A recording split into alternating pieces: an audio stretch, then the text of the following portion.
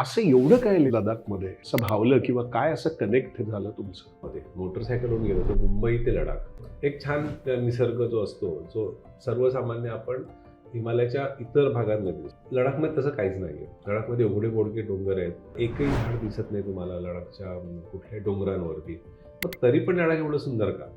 So मला खरं सांगायचं तर त्याचं कारण मला आजही मिळालेलं नाही की मी का अट्रॅक्ट झालो लडाख. पण आता लडाखमध्ये जसं तुम्ही म्हणालात की काही ॲडव्हर्स सिच्युएशन्स असतात, तिथे आपण नेहमी बेसिक म्हटलं का ऑक्सिजन लेवल कमी असतो, हे असतो. मग तिथे काही वयोगटाचं बंधन असतं जेव्हा तुम्ही नेता तेव्हा? पहिली टूर लडाखची झाली आणि हे झाल्यानंतर एक साधारण 7-8 वर्षांनंतर आम्हाला एक रूट मिळाला की ज्या रूटमध्ये आमच्या लक्षात आलं की कुठल्याही प्रकारचा त्रास होणार नाही. हो, तर तुमची बॉडी अक्युम्युलेट होते 3 का? दिवसामध्ये बॉडी नॅचरली अक्युमुलेट होते आणि त्याच्यात बरेचसे नियम आहेत जे काही थोडेसे पाळावे लागतात. काही एक्सक्लुझिव्ह लोक पण तुमच्या टूर्स मधनं जातात, जसं सचिन तेंडुलकर आणि त्यांची फॅमिली. हे सचिनचं नाव घेतलं तर त्याच्यावरती कुठलंच नाव नाही ऑब्विसली. पण 2017 मध्ये 18 मध्ये मी पहिल्यांदा जेव्हा भेटलो, तुमचा एक मित्र आहे विवेक पालकर, सो मला तो घेऊन गेला. तेव्हा मी सचिनला समोरून सांगितलं की म्हटलं हे स्वप्न होतं माझं, ते म्हणजे सचिन तेंडुलकरला टूरवर घेऊन जायचे. तर तो म्हणाला हो नक्की, आपण लडाखला जाऊयाच आपण तुझ्याबरोबर. आणि त्यांनी अगदी फिक्स केलं, लडाख ठरलं, सगळं झालं, तिकीटं काढून झाली आणि काही कारणाने ते कॅन्सल झालं. एखादं काम आपल्याला खूप मनापासून आवडतं, आपण ते पॅशनेटली करतो आणि सातत्याने करता करता तोच तुमचा बिझनेस होऊन जातो. यापेक्षा आनंदाची गोष्ट काय असू शकते? कारण मग तुम्ही त्या कामामध्ये इनोव्हेशन्स आणता, क्रिएटिव्हिटी आणता आणि हळूहळू तो एक लोकप्रिय ब्रँड होऊन जातो. असे बरेच बिझनेस मॉडेल्स आहेत. त्यातलाच एक ट्रॅव्हल आणि टुरिझममधला लोकप्रिय ब्रँड म्हणजे ईशा टूर्स. आत्माराम परब यांनी ईशा टूर्सची सुरुवात केली. ईशा टूर्स हा एक अत्यंत युनिक ट्रॅव्हल ब्रँड असा आहे, कारण आत्माराम परब हे स्वतःच एक मनस्वी ट्रेकर, फोटोग्राफर, ट्रॅव्हलर आहेत आणि त्यांनी एक्सप्लोअर केलेले असे युनिक जे लोकेशन्स किंवा युनिक जे ठिकाणं आहेत, ती पर्यटकांना आणि फॅमिलीजला सुद्धा त्याचा अनुभव मिळावा म्हणून त्यांनी ईशा टूर्स सुरू केला. आज जवळजवळ 60,000 पर्यटक, समाधानी पर्यटक त्यांच्याबरोबर प्रवास करतात. त्यांनी त्यांच्या अनुभवावरती, प्रवासांवरती 4 पुस्तकं लिहिली, ती खूप लोकप्रिय झालेली आहेत. आज जगातल्या 6 खंडातील जवळजवळ 54 देशामध्ये ते पर्यटकांना घेऊन जातात. आणि लडाख तर हे त्यांचं अत्यंत आपुलकीचं ठिकाण आहे. इथे त्यांचा सन्मानही झालाय, कारण जवळजवळ 152 ट्रिप्स म्हणजे पर्यटकांना आणि फॅमिलीजला ते घेऊन गेलेले आहेत लडाखला. त्यांच्याबरोबर खूप लोकप्रिय पर्सनॅलिटीज सुद्धा प्रवास करतात. अगदीच उदाहरण द्यायचं झालं किंवा पहिलं जे नाव येतं ते सचिन तेंडुलकर. सचिन तेंडुलकरला सुद्धा ते घेऊन गेलेले आहेत त्यांच्या ट्रिप्समधनं. त्यामुळे आत्माराम परबचे हे जे आत्म्याचे रंग आहेत ना, हे आपण जाणून घेऊया आजच्या बडे आमच्या पॉडकास्टमध्ये. त्यांचं पॅशन, त्यांचं काम, त्यांचे टूर्स, त्यांनी कसा हा मॉड्यूल तयार केला, हे सगळंच आपण जाणून घेऊया आत्माराम परब यांच्याकडनं.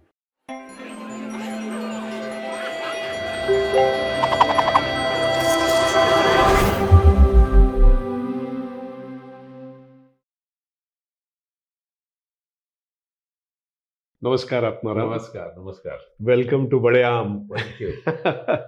ॲक्च्युली असे काही पर्सनॅलिटीज आहेत ना की जे आमच्या बडे आमला इतके करेक्ट काय म्हणतो त्याला रेझनेट होतात ना, तसं तुमचं आहे.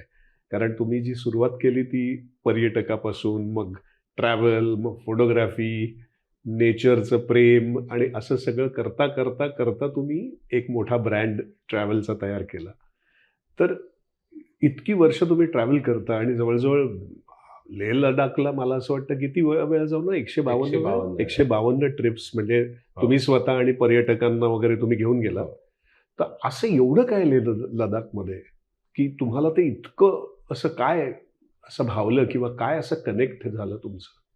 हा प्रश्न मला ऍक्च्युली खूप वेळा विचारला जातो की काय आहे लडाखमध्ये. सो त्याच्या आधी सगळ्यात मी आधी सांगेन थोडंसं मागे जाऊ की माझा बेस जो आहे हा सगळा माझा ट्रेकिंग आणि माउंटेनिअरिंग मधून सुरू झाला. मी पहिल्यांदा सह्याद्रीमध्ये ट्रेकिंग करत होतो. त्याच्यानंतर मग सह्याद्री म्हटलं की त्याच्यानंतर पुढचं जे पाऊल असतं नेक्स्ट स्टेप असे ऑलवेज हिमालय. हिमालय. सो हिमालयामध्ये गेल्यानंतर मग हिमालयाच्या प्रेमात पडतो आपण खरं तर, कारण जे ज्यांना नेचर आवडतं ते नक्कीच हिमालयाच्या प्रेमात पडतात. आणि ते करताना मी एवढ्या एवढ्या वेगवेगळ्या हिमालयाच्या भागांमध्ये गेलो, म्हणजे अगदी काश्मीरपासून ते अरुणाचल प्रदेशपर्यंत जो सगळा हिमालयाचा पट्टा आहे हो. त्याच्यामध्ये हिमाचल, उत्तरांचल मध्ये नेपाळ, भूतान, तिबेट, हे एवढा मोठा जो हिमालय आहे त्यातला बराचसा हिमालय मी ट्रेकिंगच्या माध्यमातून पाहिला होता. आणि जेव्हा मी लडाखला गेलो पहिल्यांदा 1995 मध्ये मोटरसायकलवरून गेलो होतो मुंबई ते लडाख. ओके. म्हणजे तो सुद्धा एक एक्सपिडिशनचा किंवा ॲडव्हेंचरचा भाग म्हणूनच केलं होतं मी. तेव्हा मी बघितलं की हे हिमालयातला हा जो भाग आहे लडाखचा हा काहीतरी वेगळा आहे. म्हणजे इतर हिमालयापेक्षा खूप वेगळा आहे. म्हणजे आपण आपल्या ज्या निसर्गाची जी व्याख्या असते त्याच्यामध्ये सुंदर डोंगर, म्हणजे आपण जे चित्र काढायला सांगितलं तर डोंगर, त्याच्यावरती झाडं, मग नदी, आणि एकंदर एक छान निसर्ग जो असतो जो सर्वसामान्य आपण हिमालयाच्या इतर भागांमध्ये दिसतो. लडाखमध्ये तसं काहीच नाही आहे. लडाखमध्ये एवढे बोडके डोंगर आहेत, कुठल्याही एकही झाड दिसत नाही तुम्हाला लडाखच्या कुठल्याही डोंगरांवरती. मग तरी पण लडाख एवढं सुंदर का? सो मला खरं सांगायचं तर त्याचं कारण मला आजही मिळालेलं नाही की मी का अट्रॅक्ट झालो लडाख. मला वेगळे पण जाणवलं नक्कीच, काहीतरी दिस इज समथिंग डिफरंट. आणि असं मला वाटायला लागलं की हे सौंदर्य लोकांनी बघायला हवं. आणि मी फोटोग्राफर होतो, फोटोग्राफर असल्यामुळे मी त्याचे फोटो काढले आणि पहिल्यांदा एक एक्झिबिशन भरवलं मुंबईमध्ये 2005 साली. आणि ते एक्झिबिशन एवढं हिट झालं NCPA त्या काळी आपल्याकडे व्हॉट्सॲप किंवा इन्स्टा किंवा हे जे सगळे सोशल मीडिया नव्हतं, त्यामुळे लोकांना फोटो बघायला मिळणं ही एक मोठी अप्रूप होतं. हो. आपण फोटो आता अलीकडे आपण शेवटचा अल्बम कधी पाहिलाय मला आठवत नाही, मला तरी आठवत नाही. आपण फक्त जे काय बघतो ते आपण पटकन शेअर होतात व्हॉट्सअपमध्ये आणि असं स्पॉट होतं, त्यामुळे त्याचं नाविन्य जे म्हणतो ते राहिलेलं नाही. पण ते त्या एक्झिबिशन मध्ये मला जाणवलं. आणि एवढ्या लोकांनी मला विचारलं की हे फोटो तुम्ही कॅलेंडरवरून फोटो काढलेत का? म्हणजे कॅलेंडरवरून जे फोटो काढणार तर कोणीतरी ओरिजिनल काढलेले असतीलच ना. सो आपल्या भारतात हे आहे हेच माहित नव्हतं खूप लोकांना. हा प्रश्न खूप लोक विचारायचे, लडाखला जायचं असेल तर विजा मिळतो का किंवा विजा काढावा लागतो का? मग सांगायला लागायचं की नाही, आपल्या भारतामध्येच आहे वगैरे. सो फारच अपरिचित होता अपरिचित. तर तुम्ही म्हणाल तसा हा भाग लोकांसाठी अपरिचित होता. ज्यांनी कोणी ट्रेकिंग केलंय किंवा फार कमी लोक तेव्हा लडाखला जायची. म्हणजे जर कंपॅरिझन जर म्हटलं तर 1995 मध्ये टोटल नंबर ऑफ टुरिस्ट, कारण त्यांच्याकडे इनर अँड परमिट काढलं जातं, त्यामुळे एक्झॅक्ट नंबर मिळतो की किती लोक लडाखमध्ये आली आहेत आणि किती गेली. सो त्यावेळेला पहिला जो आकडा होता 1995 मध्ये तो होता 9,000 लोक. जो यावर्षी लास्ट इयरचा जो आकडा तो 6 लाख आहे. सो त्याचा जर तुम्ही मल्टिप्लाय केलं तर किती संख्येने टुरिझम वाढलं. सो जेव्हा मी एक्झिबिशन्स केली तेव्हा लोक विचारायला लागले की हे तू म्हणजे ट्रॅव्हल करण्यासाठी कसं करायचं ट्रॅव्हल किंवा कोण नेतं? तेव्हा मग आम्हीच करणार. तेव्हा मी 2003 मध्ये ईशा टूर्स फॉर्म केलेली होती. तर हा जो सतत लोकांचा इंटरेस्ट बघून मला असं वाटायला क्युरिओसिटी बघून, कारण हा मला स्वतःला पहिल्यांदा हा भाग आवडला. मी कनेक्ट झालो. काहीतरी लडाखमध्ये एक स्पिरिच्युअल कनेक्शन आहे आणि त्या कनेक्शनमुळे कदाचित मी जोडलो गेलो असेल. खूप लोक तिकडची म्हणतात की तुझं गेल्या जन्माचं काहीतरी नातं असावं लडाख. पण असं म्हणतात, म्हणजे तिकडे इतकं अद्भुत आहे ते लडाख की तुम्हाला एका अर्थाने तुम्ही म्हणालात तसं एक स्पिरिच्युअल किंवा काहीतरी एक गूढता पण आहे, स्पिरिच्युअल पण आहे, काहीतरी एक वेगळा अनुभव देऊन जातो आणि तो असा उदात्त असा एक वेगळा अनुभव. आणि मला असं वाटतं रंग आणि त्याचा जो लँडस्केप एक कम्प्लीट वेगळा आहे ना, जो तिथे तुम्हाला दुसरीकडे कुठेच नाही. भारतामध्ये बाकी कुठेही तुम्हाला लडाखला कम्पेअर करता येईल असं कुठलंही ठिकाण नाही, एकही ठिकाण नाही. आणि त्यामुळेच कदाचित तो जास्त वेगळे पण जे आहे ते त्याचं उठून दिसतं आणि मला त्यामुळे जास्त आवडलं. कारण मला नेहमी आवडतं की अशी काहीतरी गोष्ट असायला पाहिजे की हटकी असायला हवी. तरी लडाखमध्ये मला मिळाली आणि मे बी तेच. आणि म्हणूनच तुमचा तो हटके असा ब्रँड पुढे झाला ईशा टूर्स. आपण त्याच्यावरती येऊच. सो लडाखमध्ये तुम्ही एवढ्या वेळेला गेलात आणि तिथे तुमचा ईशा टूर्स तुमच्या ह्याचा तिथे हम्म. सत्कार झाला, सन्मान झाला आणि दलाई लामानी तो सत्कार केला राईट नंतर. पण तिथे तुम्ही सोशल ॲक्टिव्हिटीज पण खूप केल्या. बरोबर. इतकं तुमचं ते कनेक्शन झालं लडाखबद्दल बरोबर. तर अशा काय सोशल ॲक्टिव्हिटीज तिथे झाल्या तुमच्या? मुळात मग आपण मगाशी बोललो त्याप्रमाणे की लडाख हे मला वेगळं वाटलं म्हणून मला पुन्हा पुन्हा जावं असं वाटत होतं आणि ते पुन्हा पुन्हा जात राहिलो. आणि ते जात असताना लडाखशी आम्ही नेहमी म्हणतो की we are emotionally connected with Ladakh, not commercially. म्हणजे Obviously. मी स्वतःचा व्यवसाय जरी केलेला असेल ईशा टूर्स नावाने तरी सुद्धा आम्ही इमोशनली कनेक्टेड आहोत. आणि त्या इमोशन्समुळेच मला असं वाटलं की ज्या लडाखने आपल्याला खूप काही दिलं, आज नाव, पैसा, प्रसिद्धी जे काय आहे ते लडाखमुळे आहे. त्याच्यानंतर लडाख सोडून जगभरात आज आमचा एकंदर आम्ही पसारा केलाय. पण शेवटी सुरुवात मात्र तिथूनच झाली आहे. त्यामुळे त्या जागेचं एक विशेष महत्व आहे. आणि म्हणूनच आम्हाला असं वाटलं की आपण सोशली कनेक्टेड असायला पाहिजे. आणि माझा स्वतःचा जो पिंड आहे किंवा माझ्यावर जे संस्कार झालेले आहेत ते बऱ्याच गोष्टींमध्ये कुठलीही गोष्ट करताना त्याला सामाजिक जोड कशी देता येईल या पॉईंट ऑफ व्ह्यूने गेली. त्यामुळे लडाखमध्ये जेव्हा सुरुवात केली तेव्हा पहिल्यांदा तिथलं फेस्टिवल टुरिझम सुरू केलं. त्याच्यानंतर वेगवेगळ्या सीझनमधलं टुरिझम सुरू केलं. त्याच्यानंतर गेली 18 वर्ष आम्ही लडाखमध्ये कारगिल विजय दिवस, त्याच्यानंतर 15 ऑगस्टला खूप मोठा स्वातंत्र्य दिन सोहळा होतो, तो आम्ही साजरा करतोय. आणि इंडियन आर्मीच्या कॅम्पमध्ये जाऊन रक्षाबंधनाला गेलो. हे गेली 18 वर्ष आम्ही सलग करतोय. अशा अनेक गोष्टी आम्ही ऍड करत गेलो आणि ती व्हॅल्यू ऍड अशी होत गेली की त्याच्यामुळे टुरिझम, आता आज आमची तर एकच टूर कंपनी आहे, पण हे कॉपी नाही म्हणणार मी, पण हे बघून अनेक टूर ऑपरेटर्सनी या अशा गोष्टी सुरू केल्या आणि त्याचा स्किल वाढत गेला. आणि त्यामुळेच मला तिथल्या टुरिझम डिपार्टमेंटने, म्हणजे तेव्हाच जम्मू काश्मीर टुरिझम, त्यांनी मला ट्रू फ्रेंड ऑफ लडाख हा नावाचा पुरस्कार दिला की तुमच्या ह्या क्षेत्रातलं योगदान म्हणून. तुम्ही पायनियरच होतात. आम्ही पायनर होतो. म्हणजे अनेक गोष्टींमधले पायनर, लडाखच्या टुरिझम मधले अनेक गोष्टींमधले पायनर. म्हणजे पूर्वी लडाखला असं म्हटलं जायचं की फक्त माउंटेनियर, ट्रेकर्स किंवा ॲडव्हेंचर लवरच जाऊ शकतात. पण आम्ही तो ट्रेंड बदलला आणि फॅमिली टुरिझमसाठी आम्ही त्याचा अभ्यास केला आधी आणि त्याच्यानंतर लोकांना न्यायला लागलं.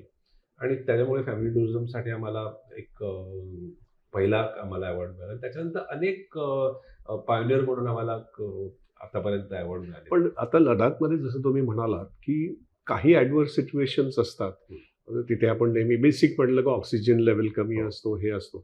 मग तिथे काही वयोगटाचं बंधन असतं जेव्हा तुम्ही नेता तेव्हा, फॅमिलीज नेता तेव्हा? मुळात आम्ही जेव्हा लडाखच्या टूर केल्या सुरुवातीपासून 2003ला पहिल्यांदा ईशा टूर्सची स्थापना केली, त्याच्यानंतर पहिली टूर लडाखची झाली, तेव्हापासून आतापर्यंत अनेक बदल. मला स्वतःला एकच गोष्ट सारख्या पद्धतीने करायला आवडत नाही, त्यात नेहमी बदल करायला आवडतात. हे असं करून बघितलं तर, असं करून बघितलं तर, काही ट्रायल अँड एरर्स. त्यामुळे त्या सुरुवातीच्या काळातच आम्ही ते एवढे ट्रायल्स केले आणि आणि त्याच्यामध्ये सगळ्यात मोठा ते योगदान आहे ते आमच्या पर्यटकांचं. कारण त्यांनी ते बदल मान्य पण केले. कारण जर ते आमच्या पर्यटकांनी ते बदल मान्य नाही केले तर मग तुम्हाला सपोर्टच नाही मिळाला तर तुम्ही कसं पुढे जाणार. त्यामुळे हे जे काही करत होतो ते करताना सगळ्या आमच्या पर्यटकांचा सपोर्ट मिळायचा. आणि हे झाल्यानंतर साधारण 7-8 वर्षांनंतर आम्हाला एक अशी म्हणजे हे मिळाली, एक रूट मिळाला की ज्या रूटमध्ये आमच्या लक्षात आलं की कुठल्याही प्रकारचा त्रास होणार नाही. म्हणजे त्याच्यामुळे पहिल्यांदा आम्ही मुंबईहून पहिल्यांदा चंदीगडला जायचो, चंदीगडहून मनाली मार्गे मग लेहला जायचो. तेव्हा बऱ्याच लोकांना अल्टिट्यूड सिकनेसचा त्रास व्हायचा सुरुवातीला. पण आम्ही नंतर श्रीनगर मार्गे जेव्हा सुरू केलं तेव्हा लक्षात आलं की श्रीनगर, द्रास, कारगिल आणि लेह, तुमची बॉडी अक्युम्युलेट होते. 3 दिवसामध्ये बॉडी नॅचरली अक्युम्युलेट होते. आणि त्याच्यात बरेचसे नियम आहेत जे काही थोडेसे पाळावे लागतात, पर्टिक्युलरली लडाखमध्ये. कारण तिथे ऑक्सिजनचं प्रमाण इथे आपण जसा ऑक्सिजन असतो त्याच्यामुळे तो कमी आहे. त्यामुळे थोडासा वेळ द्यायला लागतो बॉडीला अक्लायमेट होण्यासाठी. आणि त्या सगळ्या जर गोष्टी केल्या तर तुम्हाला कसलाही त्रास होत नाही. आणि ही आम्ही गॅरंटी देऊन सांगतो. टचवूड आतापर्यंत अगदी किरकोळ काही घटना आहेत की ज्याच्यामुळे लोकांना त्रास झाला. पण काय होतं की आम्ही हा जो कॉन्फिडन्स लोकांना दिला, आतापर्यंत 60,000 लोक लडाखला गेली आणि ओ, ते सक्सेसफुली त्यांना नेलं. तुमच्याकडे successfully. ईशा ईशा टूर्स. टूर्समधून Wow. ईशा टूर्समधून 1,500 लोक गेले. सो आम्ही ती गॅरंटी नक्की देऊ शकतो, कारण शेवटी जो ॲव्हरेज आहे तो आम्हाला माहिती आहे. 99% ॲव्हरेज आहे की जो याच्यामध्ये सक्सेसफुली लोक जातात आणि येतात. काही लोकांना होऊ शकतो त्रास, असं नाही म्हणणार की होणारच नाही, पण त्याचं प्रमाण जसं आपल्या विमान प्रवासामध्ये ॲक्सिडेंटचं प्रमाण किती असतं, पॉईंटमध्ये असतं. म्हणून आपण विमान प्रवास करणं सोडत नाही ना. सेम नाही, आणि मी हा प्रश्न एवढा कारण बरेच आत्ता लोकांना लडाख बद्दल म्हणजे गेली काही वर्षात हो, असं हो. त्याचं अप्रूप आणि त्याचं, आणि एखादं वयस्कर असेल आणि त्याचं एक हे असेल हो. की की मला लडाख बघायचं आहे, बरोबर. तर मग हे शक्य आहे ना. हो, आता हो. अगदी तुमच्या- आमच्याकडे आतापर्यंत 7 महिन्याच्या मूल पासून ते 86 वर्षापर्यंत आमच्या बरोबर ट्रॅव्हल केलंय. वाव. आणि साधारण आत्ता लडाखला येणाऱ्यांची संख्या जी असते, साधारण जून टू सप्टेंबर ह्या कालावधीमध्ये इथे यंग लोकांची संख्या फार कमी असते, कारण त्यांना त्यांची मुलं शाळेत जात असतात, त्यांना सुट्ट्या मिळत नाहीत.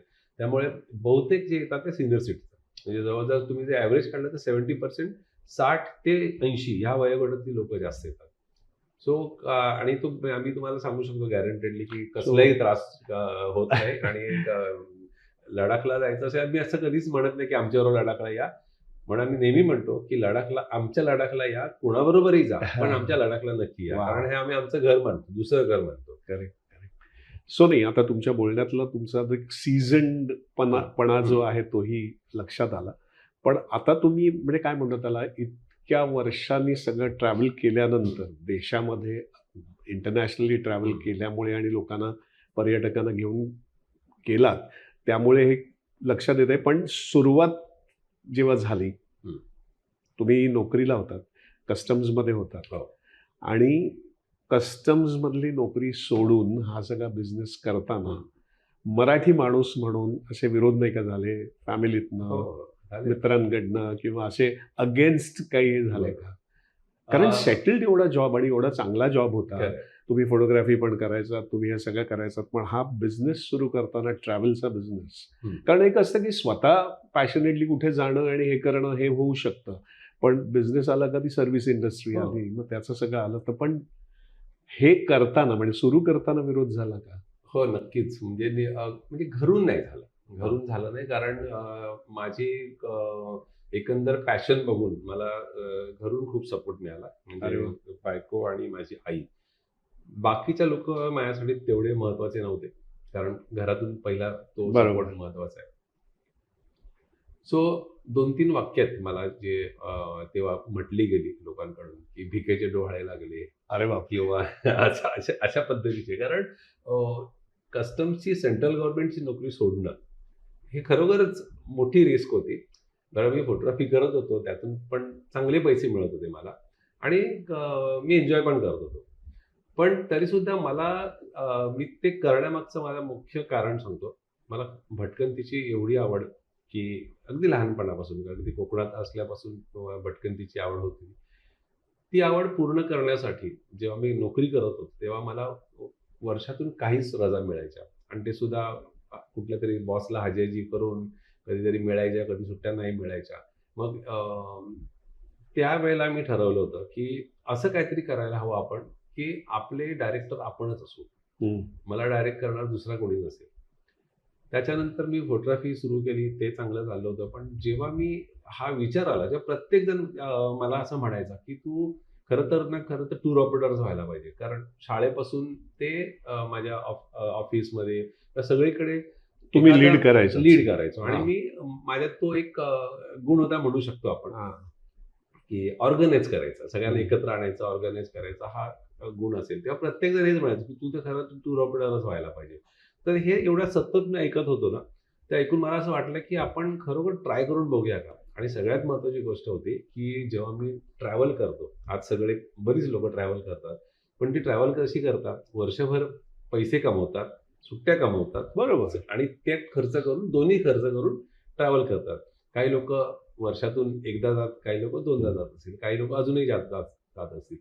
पण माझ्यासाठी तो एक प्रश्न पहिल्यांदा माझ्या डोक्यात आला की जर मला फुकट फिरायचं असेल तर हा एकमेव पर्याय आहे की मला स्वतःची टूर कंपनी सुरू करायला पाहिजे. पण मग अशा कुठल्या ट्रिपमध्ये असं ठरलं की नाही आता मला ट्रॅव्हलचा बिझनेस सुरू Basically, करायचा, नोकरी मी सोडायची? लडाखच्याच टूरमध्ये मला वाटलं असं, की मला तेव्हा तोपर्यंत कॉन्फिडन्स पण आला होता, ओके. की कारण मी 2003 ला ईशा टूर सुरू केली आणि 2006 मध्ये मी VRS घेतली.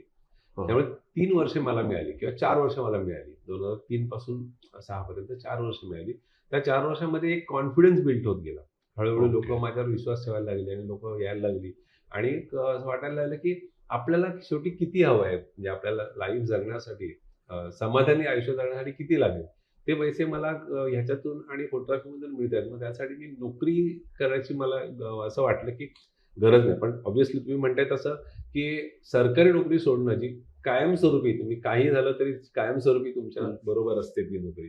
ती सोडणं हा मोठी रिस्क होती आणि ती घेतली. पण मी ती घेताना त्यावेळेला पण रिग्रेट नव्हता. आज तर नाहीच आहे. पण त्यावेळेला कधीच रिग्रेट वाटलं नाही, की एकाही मोमेंटला नाही वाटलं, की अरे रे चूक केली आपण.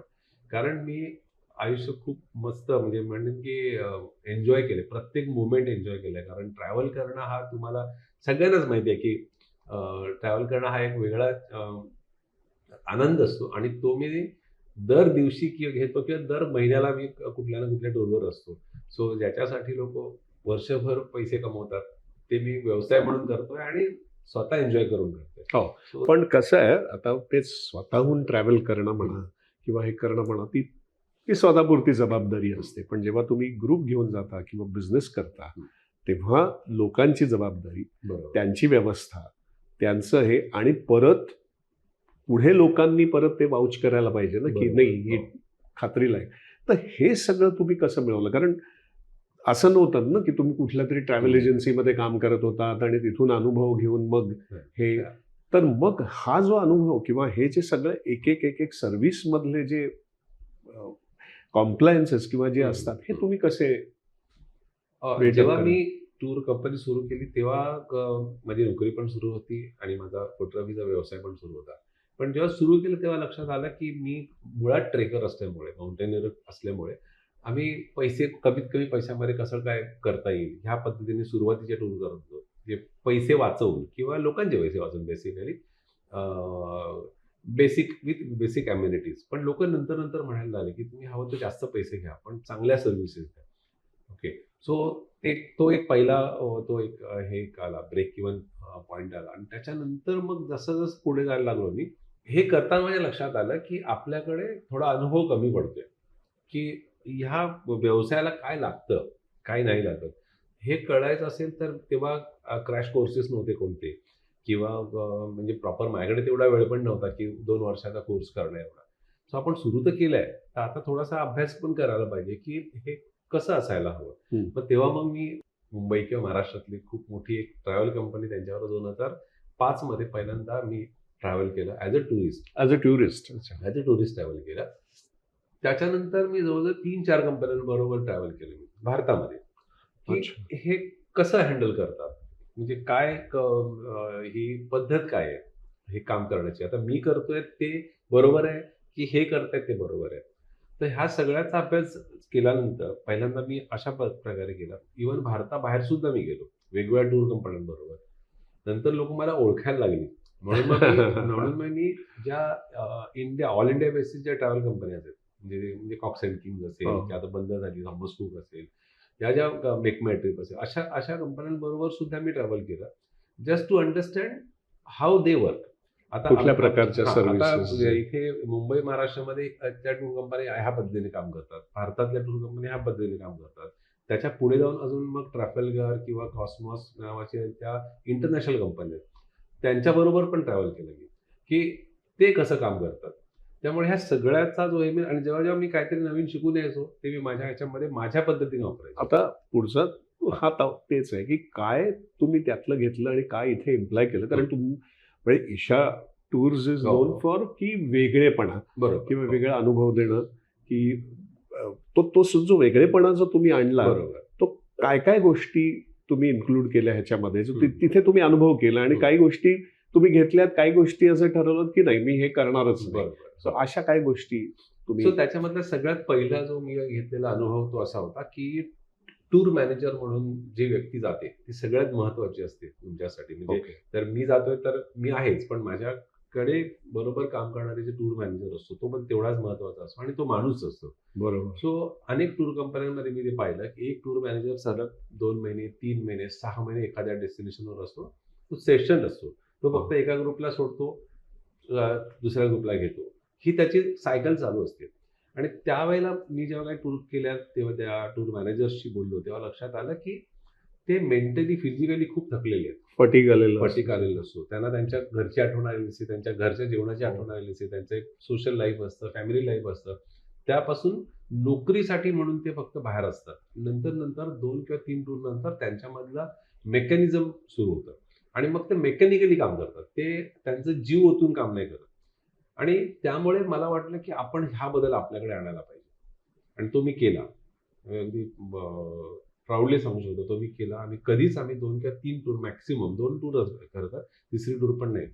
तिसरी टूर जर असेल तर 8 दिवस तो टूर मॅनेजर मुंबईत येतो, तो 8 दिवस रिफ्रेश होतो आणि परत मग दुसऱ्या टूरवर जातो. त्याच्या व्यतिरिक्त अजून एक गोष्ट पाहिली की युनिफॉर्म आमच्या टूर मॅनेजरना कधीच नसतो.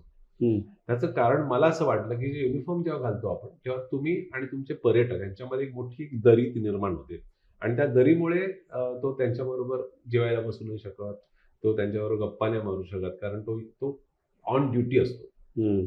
तर त्यांनी ती दरी काढून टाकली. आमच्या कुठल्याही टूर मॅनेजरला हे नसतो, युनिफॉर्म नसतो. पण त्याच्यात सुद्धा एक थिन लाईन असायला हवी तुमच्यात आणि पर्यटकांमधल्या रिलेशनमध्ये.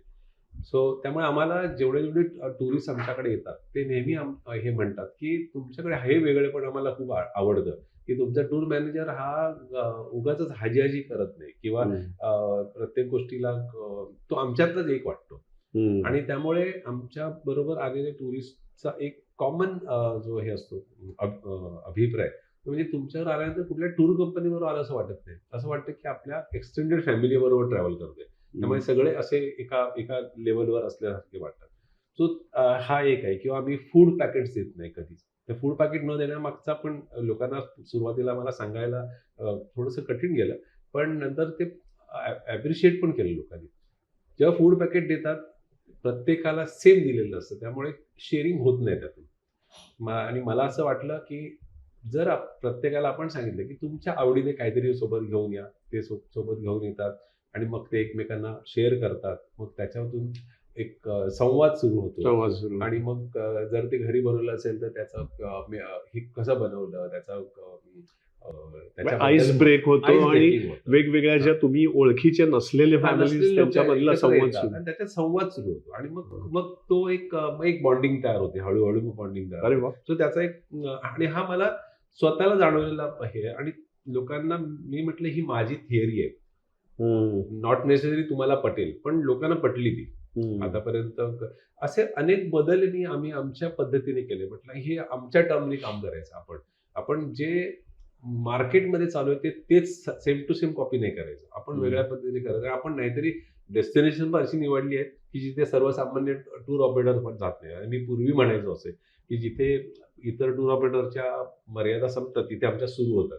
कारण आम्ही त्याच्या पलीकडचा भाग म्हणून आम्ही ऑफबीट किंवा एक्झॉटिक डेस्टिनेशन ऑपरेट करणारी टूर कंपनी असं म्हणतो.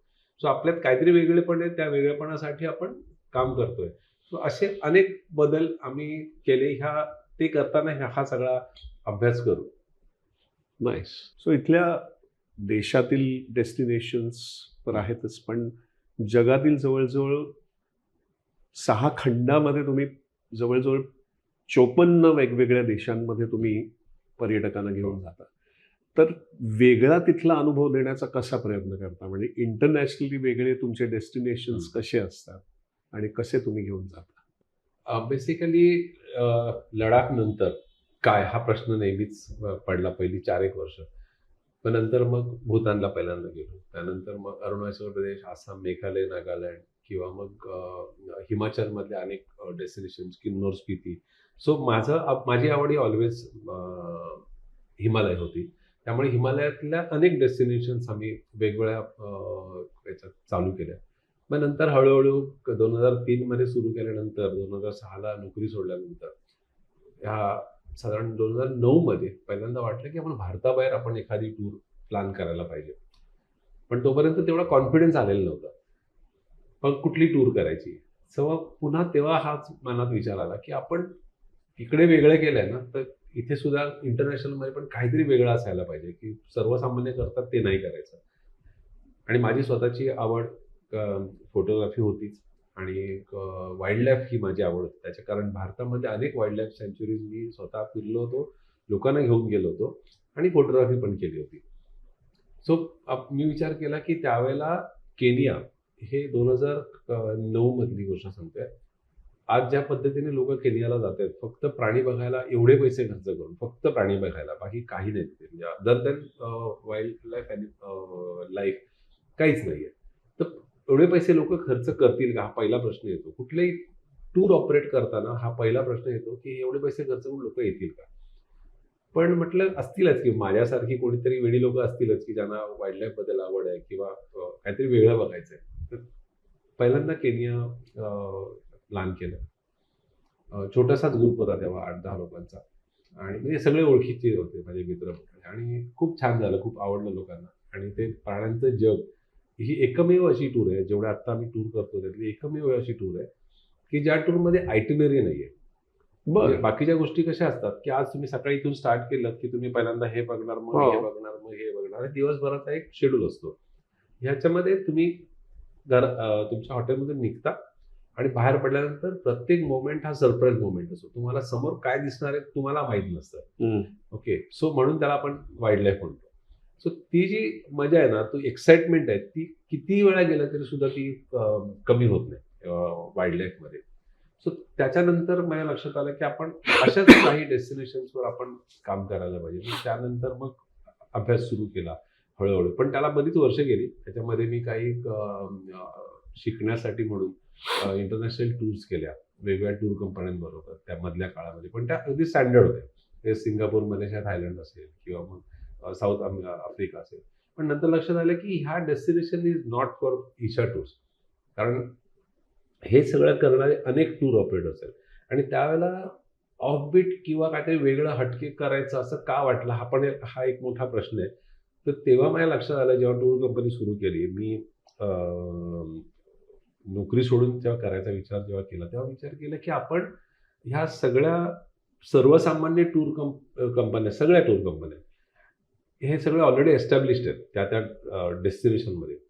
तर मी समजा एखादं डेस्टिनेशन कुलू मनाली, शिमला किंवा राजस्थान किंवा आणखी कुठले असेल किंवा Singapore, Malaysia, Thailand, standard Europe, तर हे करणाऱ्या एवढ्या टूर कंपन्या आहेत आणि प्रस्थापित आहेत, त्या खूप मोठी नावं आहेत त्यांची. तर मला जर नवीन करायचं असेल तर मला त्या लोकांच्या लाईनमध्ये मागे जाऊन उभं राहावं लागेल हम्म. आणि आपला नंबर हळूहळू हळूहळू पुढे पुढे सरकावा लागेल. मग त्यावेळेला हा विचार माझ्या डोक्यात आला की आपण काहीतरी वेगळं हटके केलं तर कदाचित आपण नंबर 1ला जाऊ आणि नंतर आपण प्रयत्न करून करून त्याला आपण आपलं नाव मार्केटमध्ये तयार करू.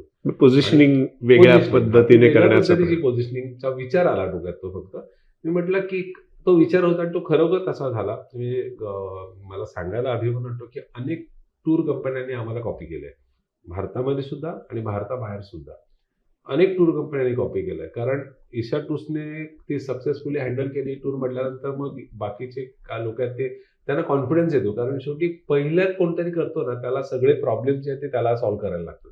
नंतर मग ते सेट झालेलं असतं.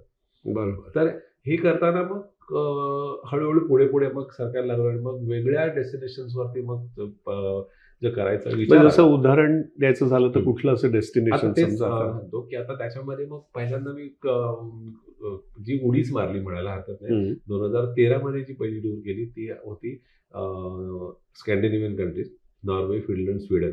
त्यावेळेला आपल्याकडून कोणीही टूर ऑपरेट करत नव्हतं, फक्त नॉर्दर्न लाईट बघण्यासाठी. अच्छा. सो ती पुन्हा मोठी रिस्क होती. हा प्रश्न येतो की 3-3.5 लाख रुपये देऊन आपल्याकडे तेवढी लोक येतील का. तो कॉन्फिडन्स तुमच्यामध्ये आधीपासून असायला पाहिजे. पण मी बऱ्याचदा ना माझं काम करण्याची थोडीशी पद्धत अशी आहे की मी प्लॅनिंग नंतर करतो, आधी एक्झिक्युशन करतो बऱ्याच गोष्टींमध्ये. म्हणजे नोकरी सोडण्याच्या आधी पण तेच झालं होतं. मी म्हटलं जे काय होईल ते बघूया आपण, आणि त्याच्यानंतर प्लॅनिंग केलं. सो तसंच मी ती टूर केली मी, आणि फक्त नॉर्दर्न लाईट बघण्यासाठी. आज मला वाटतं भारतातल्या जवळजवळ 60-70% टूर ऑपरेटर्स आज त्या टूर करतायत. सो त्यांची सुरुवात झाली. त्याच्यानंतर मग त्याच्यानंतरच्या वर्षी सेम डेस्टिनेशन पण मिडनाईटचं, म्हणजे जिथे मध्यरात्री सूर्य म्हणतात, जिथे सूर्य मावळतच नाही असा हे. आणि त्या एक्झॅक्टली उलटं नॉर्दर्न लाईटच्या वेळेला सूर्य उगवतच नाही. सो निसर्गाचे दोन वेगळे चमत्कार आहेत ते. तर अशा डेस्टिनेशननी सुरुवात केली आणि मग तो कॉन्फिडन्स यायला लागला. मग आपण युरोपमध्ये वेगळं काय करू शकतो. मग युरोपमध्ये आम्ही ईस्ट युरोप म्हणून जो भाग आहे, म्हणजे एक झेक रिपब्लिक, त्याच्यानंतर मग पोलंड, हंगेरी, स्लोवेनिया, क्रोएशिया, तो एक डेस्टिनेशन घेतलं. देन आफ्रिकेमध्ये आम्ही वेगळ्या डेस्टिनेशन म्हणून झांबिया, झिम्बाब्वे, बोत्सवाना, ही तर अनेक लोकांनी म्हटलं, नावं सुद्धा कधी ऐकली नाही तसं आम्हाला कळलं. पण त्याच्यामागचा उद्देश तोच होता की आपण काहीतरी वेगळं करायचं. जसं इव्हन साऊथ ईस्ट एशियामध्ये किंवा एशियन कंट्रीजमध्ये पण आम्ही सिंगापूर, मलेशिया, थायलंड, दुबई हे कधीच ऑपरेट नाही केलं. आजही नाही. एवढ्या वर्षात 23 वर्ष झाली ईशा टूर्सला, पण एकही टूर आम्ही टूर म्हणजे ग्रुप टूर म्हणून अनाऊन्स नाही केले. लोक येतात आमच्याकडे विचारायला की आम्हाला जायचं आहे सिंगापूरला, आम्ही त्यांना करून देतो, पण ग्रुप टूर म्हणून अनाऊन्स नाही केले, कारण ते आमचा फोर्टे नाही आमचा. मग आम्ही काय वेगळं करू शकतो. जपान वेगळ्या सीझनमध्ये करू शकतो, तैवान करू शकतो, व्हिएतनाम, कंबोडिया आम्ही 2012 मध्ये पहिल्यांदा केले. आता व्हिएतनाम खूप फेमस झालं, पण आम्ही 2012 मध्ये केलं तेव्हा कोणीच टूर ऑपरेटर नव्हते तिकडे आपल्या इथून. सो आम्ही हा प्रयोग करत गेलो आणि प्रयोगाला नेहमी लोकांनी साथ दिली. आणि त्याच्यामुळेच मी तर म्हणेन की त्या लोकांच्या साथीमुळे एक एक करून स्टेप पुढे पुढे जायला त्याचं सुरुवात मूळ केली. कारण मला असं वाटतं एक वेगळ्या प्रकारचा अनुभव देणं. हा, वेगळ्या प्रकारचा अनुभव देणं आणि लोकांना सुद्धा ते एक्सक्लुझिव्हिटी वाटणं की अरे आपण काहीतरी वेगळं बघून आलो आणि काहीतरी वेगळा काहीतरी करून आलो. जसं मी विचार करतो तसे विचार करणारे टुरिस्ट सुद्धा आहेत. हा जसा मला कॉन्फिडन्स आला तसं एक एक करून ऍड करत गेलो. जसं आता मी पुढच्या महिन्यात मी मंगोलियाला चाललोय. मंगोलिया आणि सायबेरिया ही टूर ऑपरेट करणारे हार्डली 2 किंवा 3 नाव आहेत फक्त मुंबईमध्ये. किंवा नामिबिया असेल, फक्त नामिबिया, ओन्ली नामिबिया. मोरोक्को आम्ही करतो 10 दिवस. जनरली सगळ्या टूर कंपन्या हे स्पेन, पोर्तुगाल आणि मोरोक्को 12 दिवसात करतात. आम्ही फक्त मोरोक्को 10 दिवस करतो. तर ते लोक येतील का हा पहिला प्रश्न असतो, पण तो प्रश्न मला कधी पडला नाही. पण मग असं का म्हणजे मोरोक्को 10 दिवसात? कारण तसं आहे सुंदर. अच्छा, त्या देशामध्ये तो नेचर, कल्चर, हिस्ट्री, फूड, म्हणजे एका देशामध्ये अशी मॉनिटरी नाही वाटत लोकांना की आपण 10 दिवस एकाच देशात? त्यामुळे जेवढ्या लोकांनी केलं तर प्रत्येकाने अप्रिशिएट केलं की बरं झालं आम्ही ही टूर केली. आणि ते पण काही लोक म्हणतात की 1-2 दिवस कमी पडले असं वाटतं. हो. सो हा मला असं वाटलं की हे निश मार्केट आहे. आम्ही जे काम करतो हे निश आहे. त्याच्यामध्ये मासमध्ये नाही मिळणार हे आम्हाला पण माहिती आहे.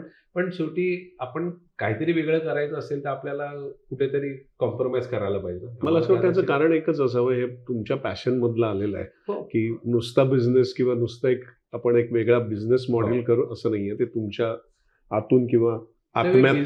बिझनेस मी आजही नाही केलाय. मी 23 वर्ष झाली. 23 वर्षामध्ये मी आजही बिझनेस केलेला नाही.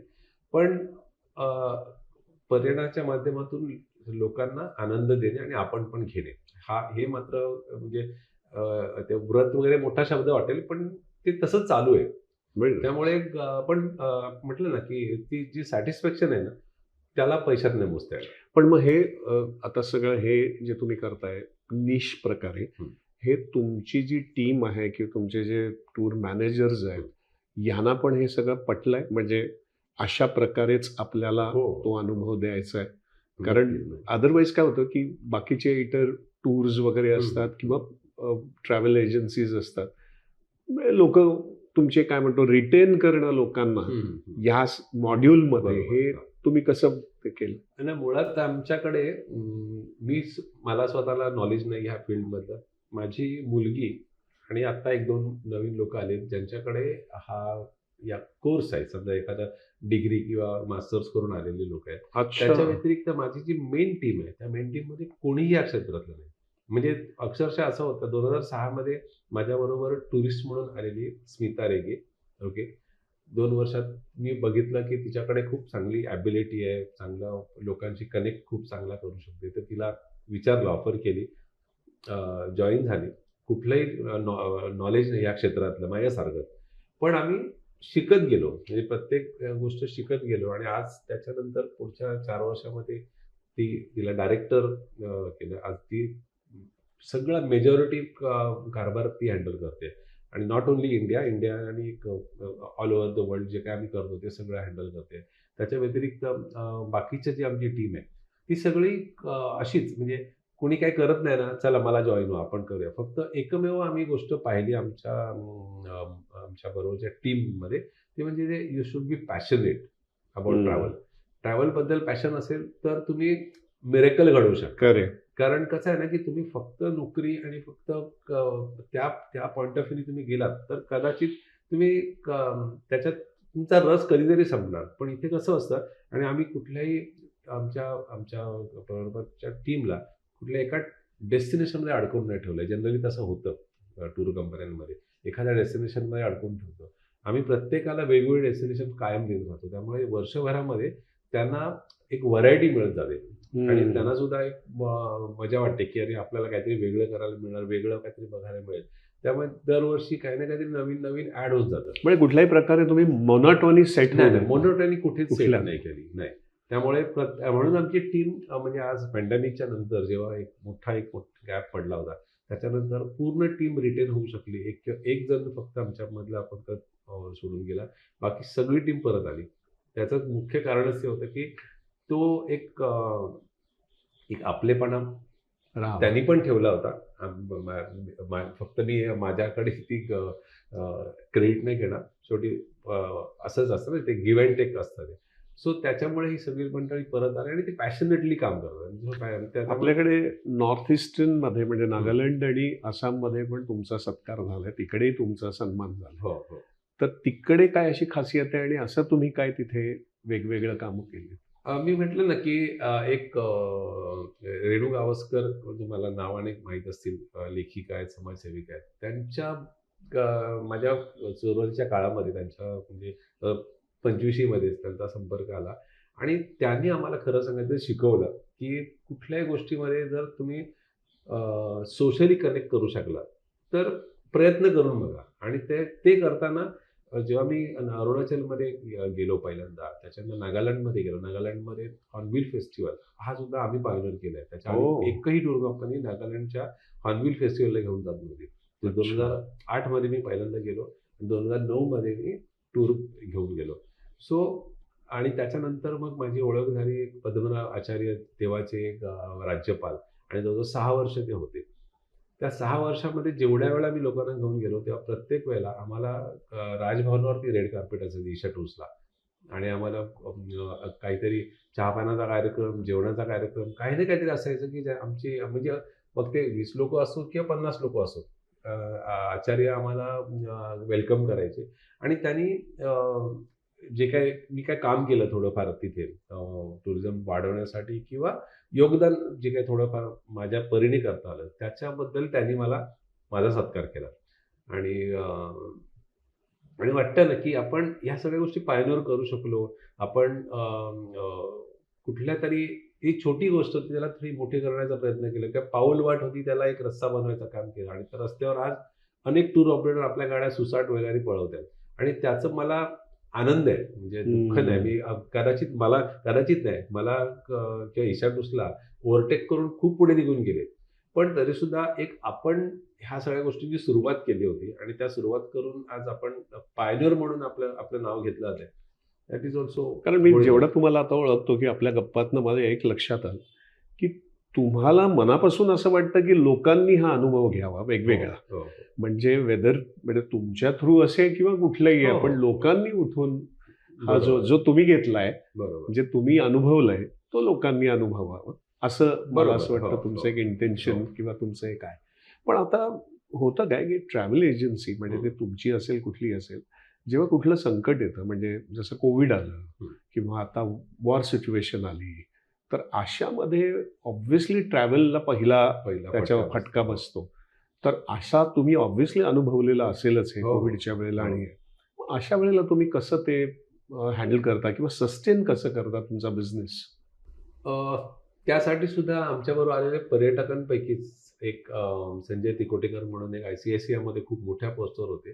त्यांनी मला जवळजवळ 2010 मध्ये पहिल्यांदा सांगितलं की तुम्ही व्यवसाय करत असाल ना, तर कंटिंजन्सी एक क्रिएट करायला लागते. काही झालं तर तुम्ही पुढचे 6 महिने तरी किमान हे तुमची ही गाडी जे आहे ते रोडावरून डिरेल व्हायला नाही पाहिजे अशा पद्धतीने तुम्ही एक कंटेंजन्सी तयार करायला पाहिजे. नाहीतर जनरली काय होतं, माझ्याकडे तो अनुभव नव्हता. मला तर पहिली 5 वर्ष करंट अकाउंट काढायला पाहिजे हे सुद्धा माहीत नव्हतं. मी माझ्या पर्सनल अकाउंटवरती पैसे घेत होतो आणि ते सुद्धा कस्टममध्ये नोकरी करत असताना. आमचे एक मित्र जे आता जवळजवळ 25-30 तरी टूर झाल्या. मी दरवर्षी ज्या काही टूर करतात त्या ईशा टूर्स बरोबरच करतात, भिवंडीकर म्हणून. त्यांनी मला पहिल्यांदा सांगितलं की हे बरोबर नाही, हे तू करंट अकाउंट सुरू करायला पाहिजे. त्याच्यानंतर मग त्यांनीच मला सीए म्हणून काम केलं, फुकट काम केलं पहिली 5 वर्ष. सो अशी लोकं भेटत गेली आणि त्याच्यामुळेच झालं. आणि त्याच्यानंतर मी सस्टेनचं म्हणत असाल ना, तर म्हणजे मी अगदी अभिमानाने सांगू शकतो की कोविड पिरियडमध्ये मला समोरून फोन आले पर्यटकांचे. म्हणजे आमचे पर्यटक आहेत ना, एवढं रिलेशन एवढं क्लोज झालेलं लोकांबरोबर की समोरून फोन आले आणि त्यांनी विचारलं की तुला आर्थिक मदतची गरज आहे का? काही लोकांनी माझ्या अकाउंटवरती पैसे जमा केले. हो. का? तर तू जेव्हा कधी सुरू होईल ना, तेव्हा आम्हाला Adjust. ॲडजस्ट करून कर. पण आता तुला कदाचित गरज असू शकते आणि त्यासाठी हे पैसे तुझ्या अकाउंटवरती जमा कर. तर खूप लोकांकडून मी नाही म्हणून सांगितलं. जेव्हा गरज असेल तर मी नक्की सांगेन तुम्हाला. पण त्यांनी जो कॉन्फिडन्स दिला मला की आपण लोकं खूप आपल्यावरती विश्वास ठेवतात. आपल्या बरोबर आहेत लोकं. फॅमिली, एक्सटेंडेड फॅमिली फॅमिली आपण म्हणू शकतो. सो भले मी बिझनेसची साईज छोटी असेल, पण जो बॉन्ड तयार केलाय आपण तो खूप मोठा आहे आणि त्याच्यामुळे खरंच तर मी सस्टेन झालो. शेवटी आर्थिक सस्टेन होणं फार कठीण नसतं. पण मेंटली तुम्ही त्यातून बाहेर पडणं त्या पिरियडमधून, कारण तो जो पिरियड होता तो फार कठीण होता. कारण आम्हाला 2020 च्या पॅन्डेमिक सुरू झाल्यानंतर पूर्ण गाडी रुळावर यायला 2023 ची मार्च उजडला आम्हाला. 2 वर्ष लागले आम्हाला पूर्ण नॉर्मल यायला. ट्रॅकवर. काही मला एक माझा स्वतःचा फ्लॅट सुद्धा विकावा लागला, कारण हे पूर्ण आर्थिक गणित जुळवून आणण्यासाठी. सो कठीण नव्हतं, ते होतं, खूप कठीण होतं, पण ते लोकांच्या सपोर्टमुळे खूप सोपं गेलं मी म्हणेन. सो टूर्समध्ये किंवा ईशा बरोबर टूर्स करताना अशी काही वेगळी नाती किंवा वेगळी कनेक्ट्स जोडली जातात असं मी ऐकलं. हे काय प्रकार आहे? एकतर मला वाटतं टूर हा असा भाग असतो, 10 दिवस तुम्ही 8 दिवस एकत्र असता, तेव्हा तुम्हाला खरा माणूस कळतो. आणि त्यामुळे मैत्री जी होते ती सुद्धा एकदम घट्ट होते. तुमचे ऋणानुबंध होतात ते पण एकदम घट्ट होतात. त्यामुळे ते लाईफ टाईम होतात, कारण तुम्ही एकमेकांना चांगले ओळखता. एक विशेष गोष्ट सांगण्यासारखी ती म्हणजे गेल्या 23 वर्षामध्ये आमच्या टूरवर, वेगवेगळ्या टूरवरती काही तरुण लोकं आली, त्यांची मैत्री झाली, मैत्रीचं रूपांतर प्रेमात झालं आणि प्रेमाचं रूपांतर लग्नात. अशी 22 लग्न आतापर्यंत झालीत आणि 22च्या 22 लग्न सक्सेसफुल आहे, टिकून आहेत. आणि मला वाटतं ते परत एकत्र आता ट्रॅव्हल करतच असतील. त्याचं कारण महत्वाचं कारण मला तरी हेच वाटतं, कारण त्यांनी त्या व्यक्तीला खूप चांगलं ओळखलंय त्या टूरवर. कारण खरी माणसं तिथेच कळतात. क्या बात, वा. काही लोकांनी, म्हणजे हे तर काही नॉर्मल लोक झाले किंवा आपण म्हणतो एक्सटेंडेड फॅमिली, पण काही एक्सक्लुझिव्ह लोक पण तुमच्या टूर्स मधनं जातात, जसं सचिन तेंडुलकर आणि त्यांची फॅमिली. तर असे खूप एक्सक्लुझिव्ह लोक असतील. म्हणजे सचिनचं नाव घेतल्यानंतर त्याच्यावरती कुठलंच नाव नाही ऑब्व्हियसली. पण ते माझं स्वप्न होतं. माझं स्वप्न होतं की म्हणजे मी 2 गोष्टी ठरवल्या होत्या नोकरी सोडल्यानंतर. आता फुल फ्लेज ह्या बिझनेसमध्ये मी किंवा व्यवसाय करणार आहे, तेव्हा मी ठरवलं होतं की 2 गोष्टी करायच्यात आपल्याला. मला 100 देश स्वतः फिरायचे आणि दुसरं होतं की सचिन तेंडुलकरला एन्डॉर्स करता येईल. मी म्हणेन की मी कधी सक्सेसफुल झालो की ज्या दिवशी मी सचिन तेंडुलकरला एन्डॉर्स केली. तो इतके तुम्ही फॅन आहात सचिन? हा, म्हणजे मी डाय हार्ड फॅन. सो त्यामुळे म्हणजे सचिन तेंडुलकरला एन्डॉर्स करायचं म्हणजे तुमच्याकडे तेवढा मोठा बिझनेस पाहिजे. पण 2017 की 18 मी पहिल्यांदा जेव्हा भेटलो, आमचा एक मित्र आहे विवेक पालकर, ज्याने माझ्याबरोबर अनेक टूर केल्या आहेत, त्याची स्वतःचे पण 100 देश फिरून झालेत. तो सचिन तेंडुलकरचा अगदी खास मित्र, म्हणजे ते 5-6 मित्रांचा जो कोर ग्रुप आहे त्याच्यातला तो एक. तेव्हा तो मला म्हणाला की मी एकदा सचिनला भेटवणार, पण अगदी स्पेशल भेटवणार तुला, अगदी समोरासमोर बसून त्याच्यावर चहा कॉफी पिता येईल असं रस्त्यात वाटेत जाता जाता कुठल्या तरी हॉटेलमध्ये फोटो काढला असं नाही भेटवायचं, कारण तू एकदमच डाय हार्ड फॅन आहेस म्हणून. सो मला तो घेऊन गेला. तेव्हा मी सचिनला समोरून सांगितलं की म्हटलं हे स्वप्न होतं माझं, पण मला नाही वाटत ह्या जन्मात ते साध्य होईल, कारण तेवढा बिझनेस मोठा नाही आहे माझा. आणि ह्याच्यापेक्षा पुढे मला माहिती आहे मी मोठा करेन की नाही, पण एक स्वप्न मी म्हटलं मी अजूनही बाळगू शकतो, ते म्हणजे सचिन तेंडुलकरला टूरवर घेऊन जायचंय. तर तो म्हणाला, हो नक्की आपण लडाखला जाऊयाच आपण तुझ्याबरोबर. आणि त्यांनी अगदी फिक्स केलं, लडाख ठरलं, सगळं झालं, तिकीटं काढून झाली आणि काही कारणाने ते कॅन्सल झालं. आणि मध्ये 2 वर्ष परत गेली. पण मी नेहमी म्हणतो श्रद्धा आणि सबुरी असली की सगळ्या गोष्टी होतात. तर गेल्याच वर्षी एप्रिल महिन्यामध्ये सचिन, त्यांची फॅमिली आणि त्याचे मित्र, हे सगळे 5-6 मित्र, त्यांच्या फॅमिली, असे 12 लोकांचा एक ग्रुप घेऊन गेल्या वर्षी मी आसाम आणि मेघालयाची टूर केली. जी जी ड्रीम टूर होती माझ्यासाठी. कारण मी त्याच्यावर एक पुस्तक लिहितोय, देवाबरोबरचे ते 7 दिवस म्हणून. अरे वा. ते एवढे अनुभव गाठीचे आलेत आणि सर्वसामान्य माणसांना ते याच्यावर एक फोटो काढला की धन्य मानतात. तर मी 7 दिवस आम्ही सलग एकत्र होतो. सहवास. एका टेबलवर बसून आम्ही जेवण केलं, सहवास. गप्पा मारल्या. जे काय जे क्षण जे मिळाले ते म्हणजे अनबिलिव्हेबल आहेत ते. सो आणि त्यामुळे सचिन वरती बोलायला मला अख्खा एपिसोड लागेल वेगळा. तुम्ही एक डॉक्टरांबद्दल बोललात तर की पी.एस. रामाणी, जे खूप world famous neuro spine surgeon, ते माझ्यावर 2012 मध्ये पहिल्यांदा आले. तेव्हा त्यावेळेला ते इंडियन आर्मीच्या पॅनलवर होते. हो. तर तेव्हा त्यांना कळलं इंडियन आर्मीला की डॉक्टर लडाखमध्ये येत आहेत. तेव्हा त्यांनी सांगितलं की तुम्ही आमचे गेस्ट म्हणून येणार नाही, त्यामुळे तुम्ही टूर कंपनीचा विचार सोडून द्या. पण सगळं बुकिंग झालेलं होतं, सगळ्या गोष्टी झालेल्या होत्या. मग तेव्हा ते म्हणाले की मी तुमच्या बरोबर तुमच्या हॉटेलमध्ये किंवा तुमचं जे काही गेस्ट हाऊस, खूप सुंदर गेस्ट हाऊस होतं आर्मीचं, तिथे मी राहतो, पण टूर मात्र ह्यांच्यावरच करणार मी, कारण मी ठरवून आलोय की आत्माराम बरोबर मला टूर करायची. तर तेव्हा मी डॉक्टरांना विचारलं की डॉक्टर, एवढे मोठ्या मोठ्या नावं आहेत ह्या क्षेत्रामधली टूर कंपन्या, तर तुम्ही त्यांना सोडून माझ्याकडे कसे आलात? हा मला खूप मला हे याचं उत्तर मला द्या. तर ते म्हणाले, एक काम करतो, माझ्याबरोबर गाडीत बसतो, तुला मी आपण गप्पा मारूया. मग त्यांचा मुलगा अनुप रामाणी, तो सुद्धा खूप फेमस डॉक्टर आहे. आम्ही ते दोघे आणि मी असे आम्ही गेलो. मग तेव्हा ते म्हणाले की तुझा रेफरन्स एवढ्या लोकांकडून मिळालाय मला, एक साधारण 20 नावं तरी मी तुला सांगू शकतो आणि सगळे टॉपची सगळी डॉक्टर्स किंवा लोक. तर मग ते म्हणाले की मला म्हणून विचार केला की नाही, मग आपण हा बघूया तरी, हा माणूस कोण आहे, याच्याबरोबर आपण एक लडाखची टूर करूया. आणि त्यांनी ती त्यांची पहिली टूर. त्यानंतर मग त्यांनी अनेक टूर केल्या माझ्याबरोबर. भूतानला त्यांचा 75वा वाढदिवस त्यांनी भूतानला साजरा केला. ते सुद्धा तक्संग मॉनेस्ट्री क्लाइंब करून. हो. त्यांनी वर चढत जाऊन केला आणि परत आले. आणि त्यानंतर मग जेव्हा त्यांचा 80वा वाढदिवस होता, त्या दिवशी जगभरातले खूप मोठे मोठे डॉक्टर्स एकत्र आले होते. 9 की 10 लोकांना त्यांनी स्टेजवर बसवलं होतं. त्याच्यामध्ये मी पण एक होतो.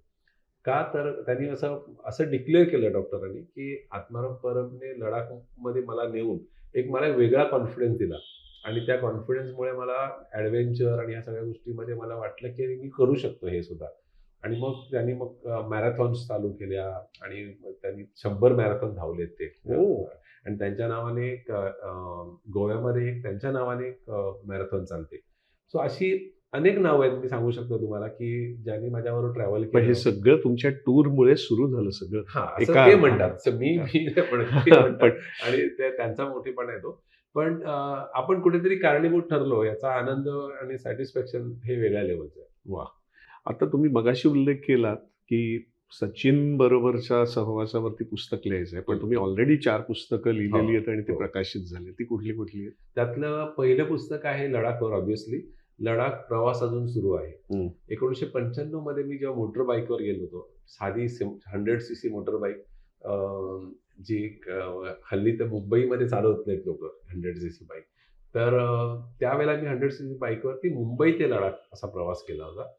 आणि त्याच्यामध्ये आम्ही लडाख आणि हिमाचलच्या बॉर्डरवर एक दारच्या नावाचं एक ठिकाण आहे, गाव नाही ऍक्च्युली, ठिकाण आहे जिथे आर्मीचे कॅम्प्स आहेत.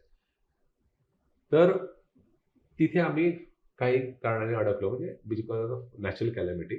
म्हणजे पहिल्यांदा आयुष्यात मी स्वतःच्या डोळ्यांनी ते पाहिलं. म्हणजे क्लाउड बस म्हणजे काय असतं, रस्ते वाहून जात आहेत, पूल वाहून जात आहेत, अख्खा डोंगर कोसळतोय वगैरे जे काय असतं. हे नंतर 2013 मध्ये लोकांनी केदारनाथ आणि त्या भागात जे हे झालं होतं, उत्तराखंडमध्ये जे झालं होतं, तेव्हा लाईव्ह बघितलं. हो. म्हणजे तोपर्यंत लोकांना ते खरं पण वाटत नव्हतं. लोकांना ते की असं एक्झॅजरेशन काहीतरी. वाटत होतं, की आम्ही जास्त सांगतोय काहीतरी. कारण आमच्याकडे दाखवायला फोटोंशिवाय काही नव्हतं त्यावेळेला. हां. पण हे सगळं आम्ही 1995 मध्ये पाहिलं होतं. आणि त्या प्रकरणामध्ये टोटल 17 दिवस आम्ही एकाच ठिकाणी अडकून पडलो होतो. हो. तारच्या नावाच्या त्या ठिकाणी. आणि लँडस्लाईड झाल्या. आम्ही रस्त्यावरती ॲक्चुअली रस्त्यावर येणं म्हणतात ना, ते आम्ही अनुभवलं. 3 रात्री आम्ही रस्त्यावरती होतो लिटरली.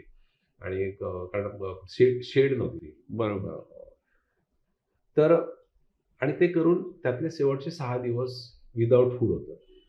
6 दिवस. 6 दिवस. हां. त्या अच्छा. 6 दिवसामध्ये मग आर्मीचे एक हे होते तिथे आम्हाला चहा, बिस्किट आणि अगदी कधी-कधी हेलिकॉप्टरमधून ते ड्रॉप टाकून हे पण द्यायचे ब्रेड्स वगैरे.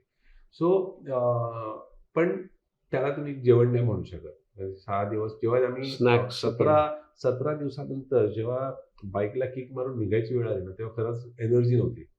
पण आता पुढे तर जावं लागणार कारण मागचा रोड कधी ओपन होणार कोणालाच माहित नव्हता आणि तो ॲक्चुअली 1.5 वर्षांनी ओपन झाला मागचा रोड. म्हणजे एवढ्या मोठ्या प्रमाणावर लँडस्लाईड झाल्या होत्या. कारण तो सीझन संपत आला होता. सप्टेंबरला झालं होतं आणि ऑक्टोबर, नोव्हेंबर नंतर स्नोफॉल सुरू होतो त्यामुळे मग काम सुरू नाही करता येत.